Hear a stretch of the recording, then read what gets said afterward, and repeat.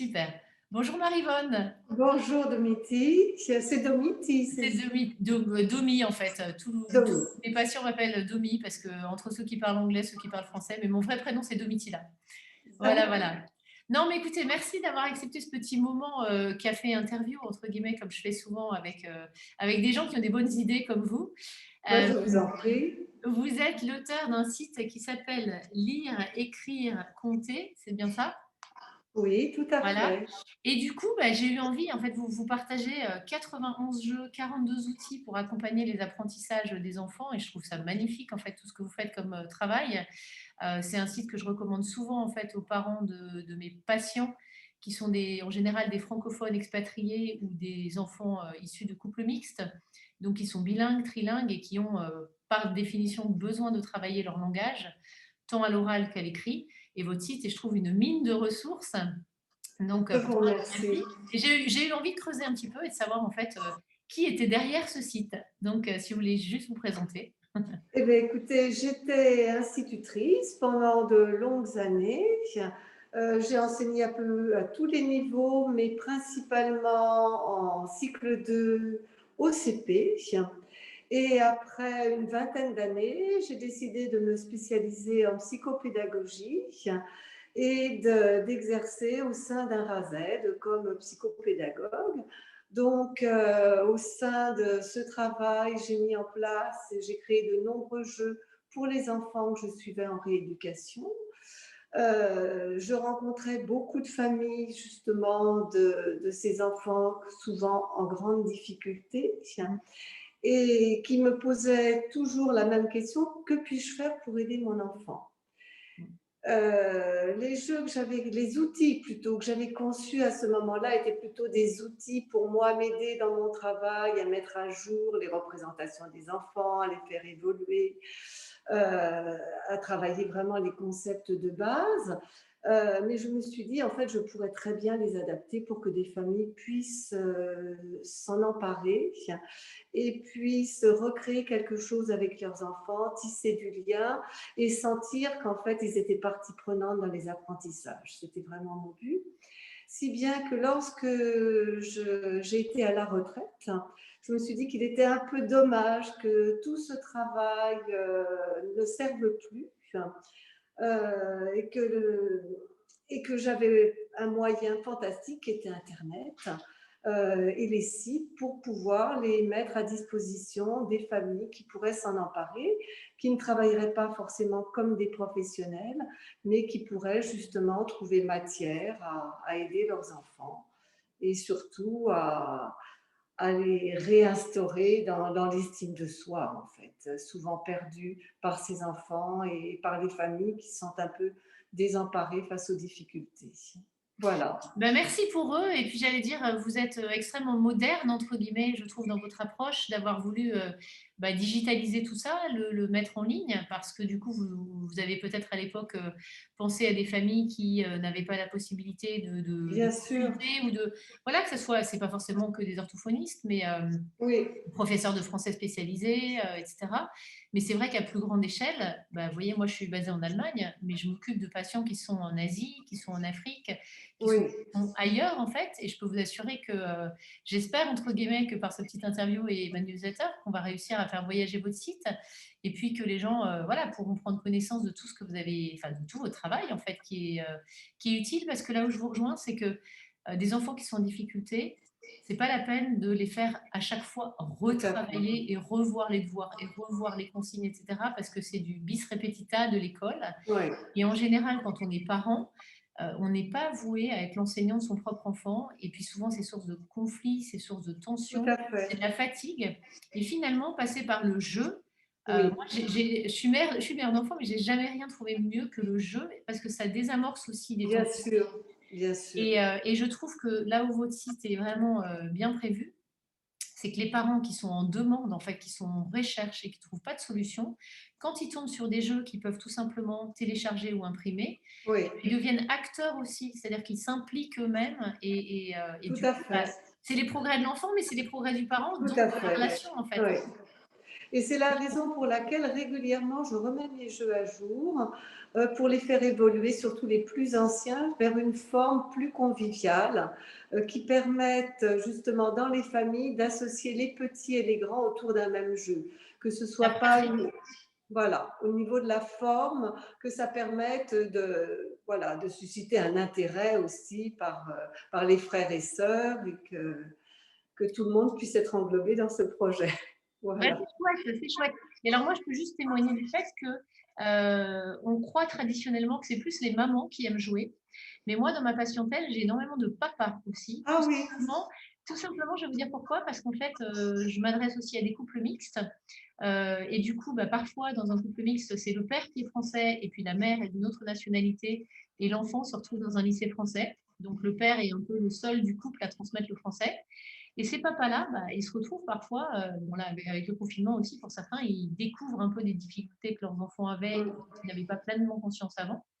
Et du coup, ces papas, ils sont plus dans l'action, entre guillemets. Ils me disent, mais qu'est-ce que je peux faire? Qu'est-ce que je peux utiliser?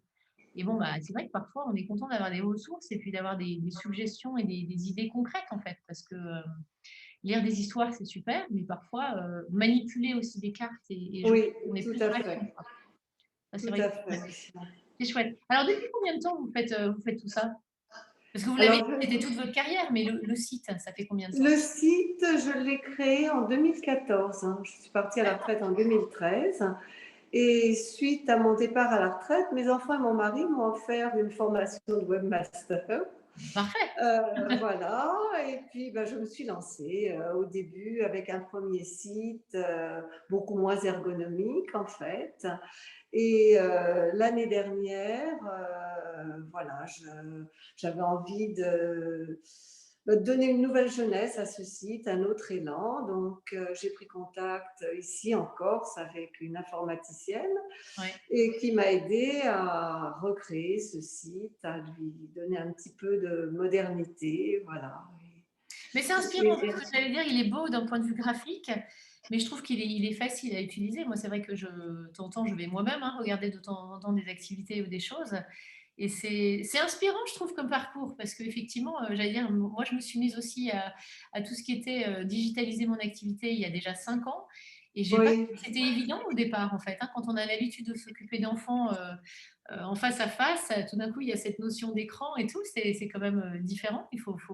oui, mais s'y mettre. j'avais quand même quelques notions, parce qu'en fait, au cours de mon parcours, quand j'étais enseignante, non spécialisée, entre guillemets, j'étais personnelle ressource en informatique, donc je D'accord. savais quand même déjà, j'ai toujours eu l'habitude de travailler, en fait, de cette façon-là, et de mettre en place des jeux dans ma classe quand j'étais enseignante. Donc, c'est quelque chose qui m'est venu assez naturellement, en fait. Super. Mais j'aimerais Voilà. terminer en fait en vous demandant comment on peut vous aider. Je crois que je sais déjà un peu, mais comment est-ce qu'on peut soutenir, entre guillemets, et aider votre projet? Ben, aussi en envoyant des retours sur les jeux, sur la façon dont ils sont employés, sur les améliorations que l'on peut y voir. D'accord. Je pense que ça, c'est important aussi de voir comment ils ont pu aider, quel type d'enfants. Et aussi, maintenant que je ne suis plus, entre guillemets, dans le parcours scolaire, de me donner des idées d'autres jeux qui manqueraient, d'autres compétences à travailler, pourquoi pas. D'accord. Ça, ceci m'était régulièrement envoyé parce que je faisais partie de l'AME 92, l'association des maîtres E, D'accord. dont j'étais la trésorière. Et pendant longtemps, les collègues m'ont sollicité en me disant: ah, face à telle difficulté, qu'est-ce que tu pourrais imaginer comme jeu? Est-ce que tu pourrais nous faire? Et c'est vrai que ce côté-là me manque un petit peu, le côté sollicitation et un petit peu défi par rapport aux objectifs à atteindre et à l'aide que je pourrais apporter. Voilà. Ben, restons en lien alors, parce que effectivement, moi, je vais vous trouver des idées en pensant à des patients en particulier. Non, après, j'allais dire, vous êtes très modeste, mais j'ai vu aussi que sur votre site, il y a un onglet effectivement où on peut vous faire un don. Donc moi, j'aurais envie de proposer aux parents qui effectivement régulièrement téléchargent des ressources, etc., ben, d'être dans cette notion du win-win, Oui, comme on dit en anglais, c'est-à-dire qu'effectivement, on sait tous ce que ça coûte d'abonner son enfant à un magazine, d'acheter des jeux ou de voilà, chacun donne, il n'y a pas de petits dons en fait, chacun donne ce qu'il peut ou ce qu'il Bien faut. sûr. C'est le Bon, c'est principe. vrai que le but n'est pas de faire des profits, mais le but est d'aider à ce que le site puisse continuer à vivre malgré les frais qu'il engendre, effectivement. Exactement, parce qu'il y a effectivement, les gens le savent, hein, mais il y a des frais de fonctionnement. C'est vrai qu'avoir un site, il y a Oui, l'hébergement, il y a tous les frais de fonctionnement. Ça, je pense que la plupart des gens s'en oui, rendent je compte. pense. Donc voilà, donc moi j'ai juste envie d'encourager les gens à vous faire des dons parce Eh qu'effectivement, je bien, trouve c'est que gentil, je vous en c'est un chouette remercie. projet. Et puis, bah, écoutez, j'allais dire, moi je suis ravie en fait, justement grâce à Zoom de pouvoir voyager jusqu'en Corse. Est-ce que vous avez un petit conseil, un petit mot de la fin pour, j'allais dire, les parents qui enfin, qu'est-ce que vous conseilleriez à des parents qui veulent vraiment, aider leur enfant et qui sont un peu au fond du trou en se disant: «Bah, mon enfant a des problèmes d'orthographe ou mon enfant a des problèmes de lecture et cetera et cetera. Je suis parent, je sais pas trop quoi faire». Eh bien, Qu'est-ce que déjà vous conseilleriez? de croire en eux et de chercher plutôt parmi tout ce que l'enfant sait faire, justement, ce qui peut servir de tremplin pour les aider à acquérir des concepts qui ne sont pas encore acquis. Je pense qu'on est surtout dans une société où on regarde quelles sont les difficultés. Moi, Ouais. j'ai envie de dire, regardons plutôt les compétences que chacun a et cherchons justement à les mettre en avant et à s'en servir comme tremplin. Je crois que c'est ça le message. Servez-vous des compétences de vos enfants et aidez-les à en prendre conscience.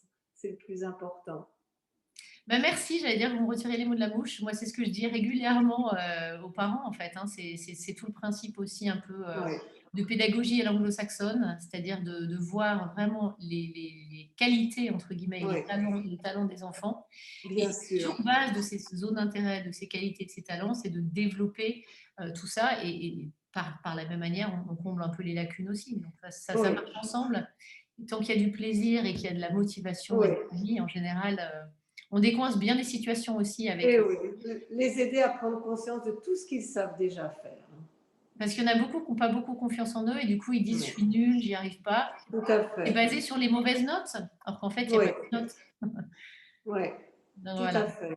Et c'est vrai qu'on est malheureusement en France dans un système où on cherche quelles sont les difficultés, on évalue les difficultés, on n'évalue pas assez les compétences, je Écoutez, pense. vous aussi, je vais vous envoyer discuter à l'éducation nationale. Ils ont besoin d'entendre des gens comme vous. Mais ça, c'est un autre sujet, mais c'est vrai que Oui. c'est en tout cas, un grand merci pour votre Eh temps. bien, C'est inspirant écoutez, pour les parents. je vous en prie, merci et très bonne journée à vous et à tous. Allez, merci beaucoup, à bientôt.